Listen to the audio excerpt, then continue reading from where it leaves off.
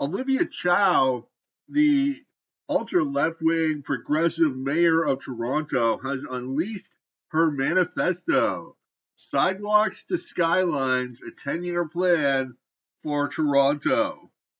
And of course, it would not be Canadian politics without kowtowing to the special interest victim groups.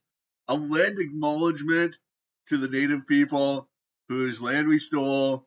Gonna get the African ancestral acknowledgement in there. Okay, pretty bare bones table of contents. Just giving us the bullet points. Okay, nice little profile shot of Olivia Chow, the Marxist mayor of Toronto, former companion spouse of NDP leader Jack Layton. So the 3 bullet points: strong main streets, quality jobs, and global competitiveness.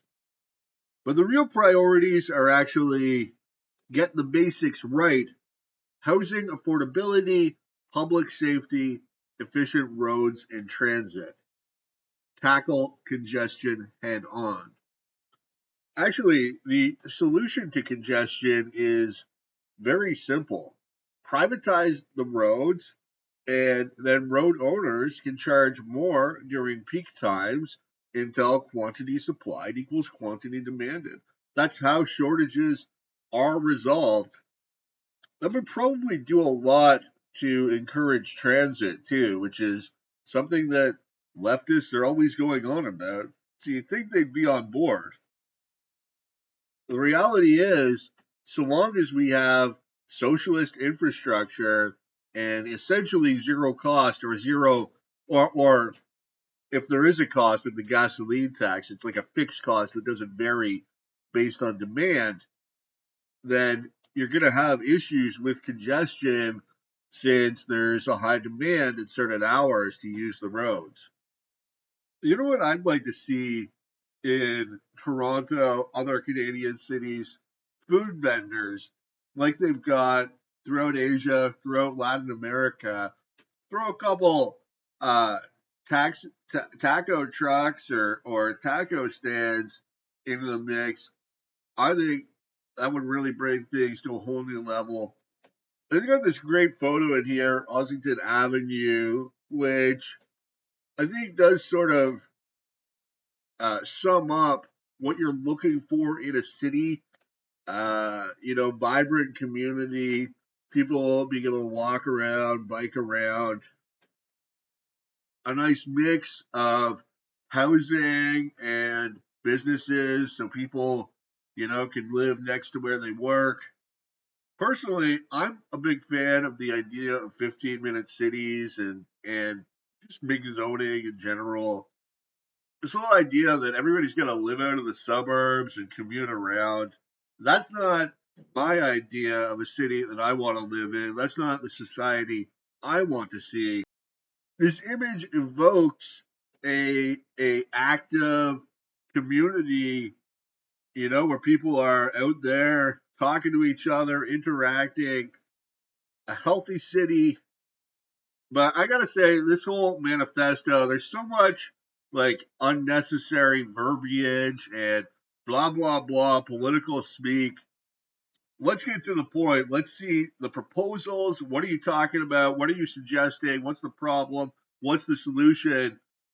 Don't give us all these platitudes and just flowery verbiage. Unnecessary, unhelpful. I don't want to see it. You shouldn't have put it in there.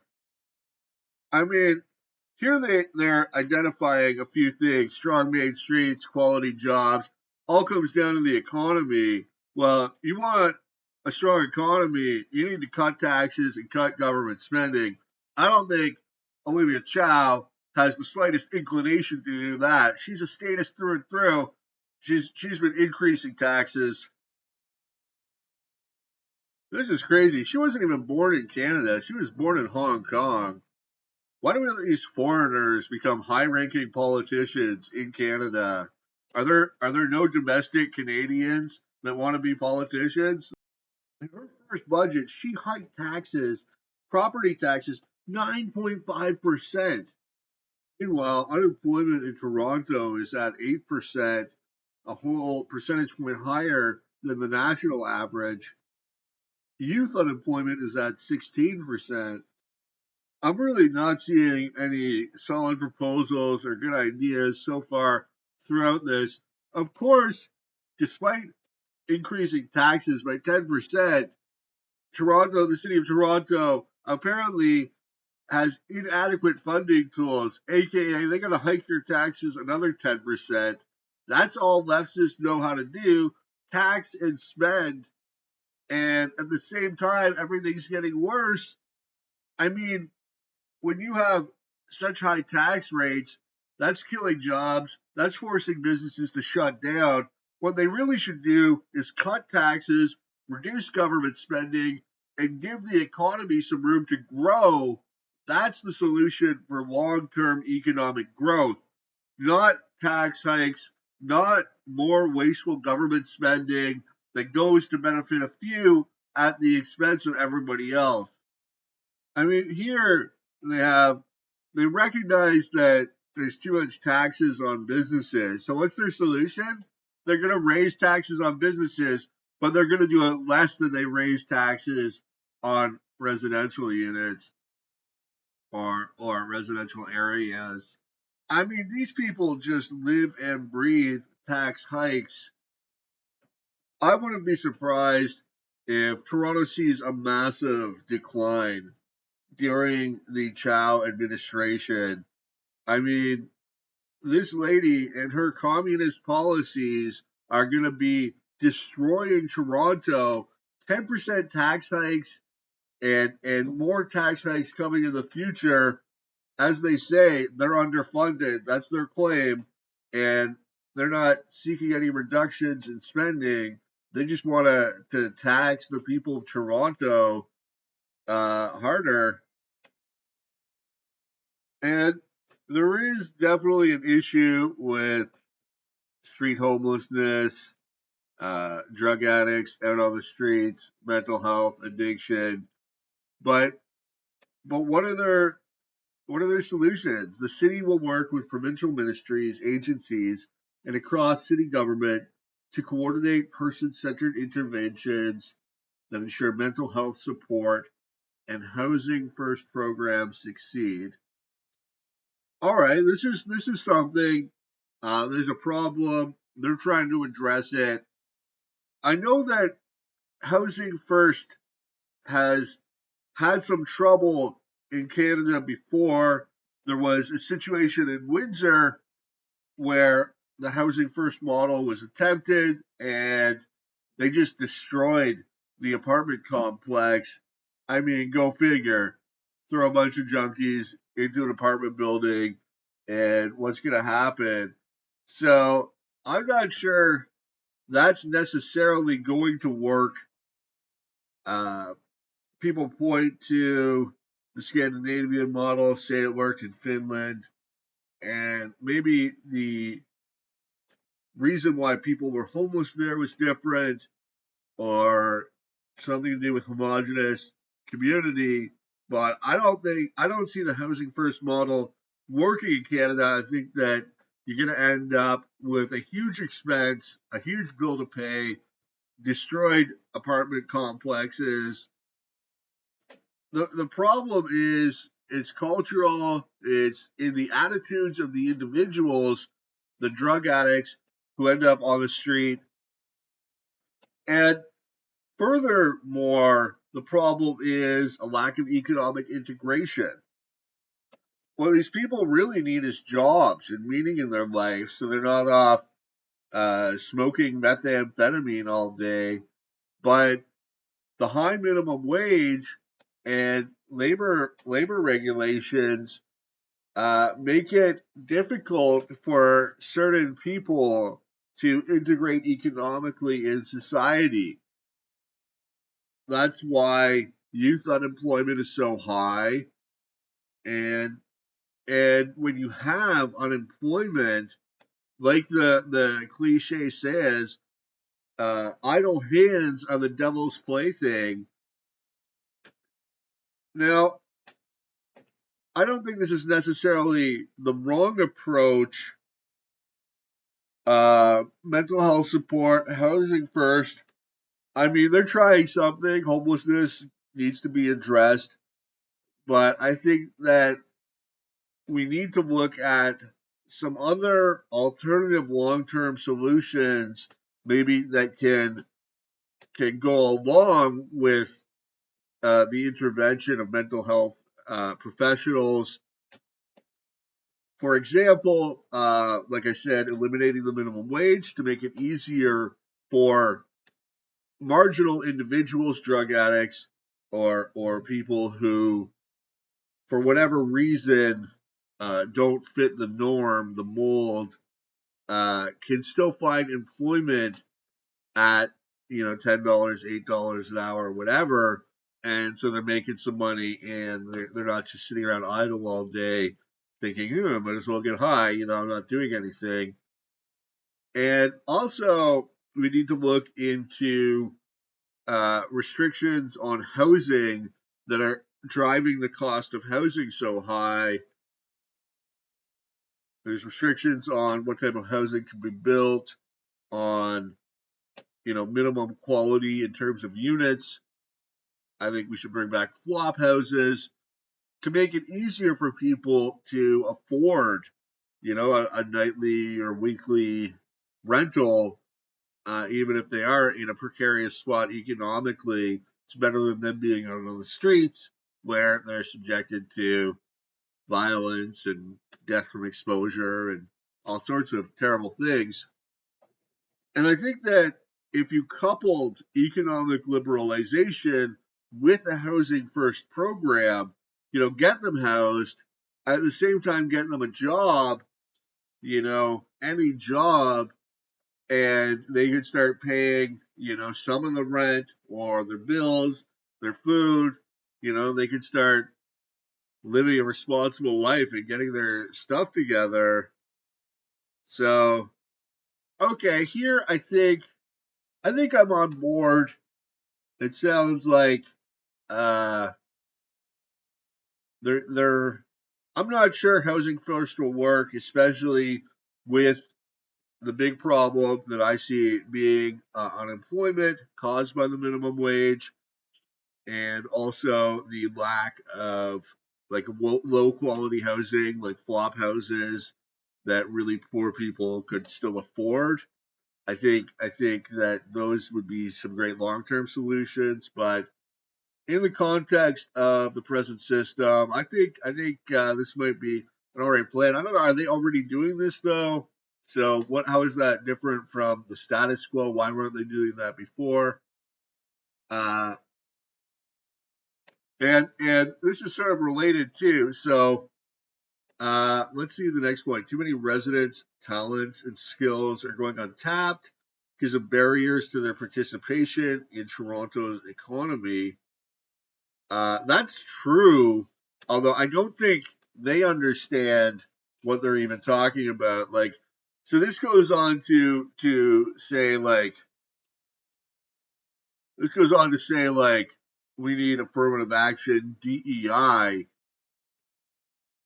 which I mean, it may or may not be true that indigenous and black people are also. I'm sure it is true. They're also part of too many residents' talents and skills are going untapped. But I don't think the solution is to look at just these minority groups, which by the way are a tiny percentage of the population, but to work to reduce barriers to economic inclusion for all people, including those who are black and indigenous. And so their plan is to uh, identify, create programs and partnerships to ensure economic opportunities for Indigenous, Black, and equity deserving communities. AKA, if you're white, well, too bad for you. You can be homeless and out on the street. You're not part of the favored victim class of the week. We're not going to do anything to help you. I mean, Indigenous people are less than 1% of Toronto's population. Not to mention, the federal government is already spending like $30 billion a year on uh, tax giveaways to Native Canadians, Aborigines, whatever they want to be called. I'm surprised actually to learn that Black people are about 10% of Toronto's population. I wouldn't have guessed it at that high, but I think it's important that all people be have reduced barriers to economic inclusion.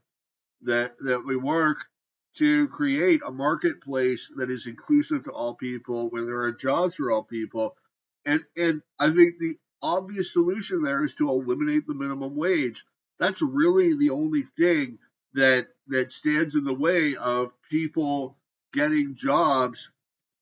If you have a skill set of $22 an hour, somebody will hire you, But if your skill set is only $8, $7 an hour, then the minimum wage now at 15, 16 or something, that's going to price you out of the marketplace.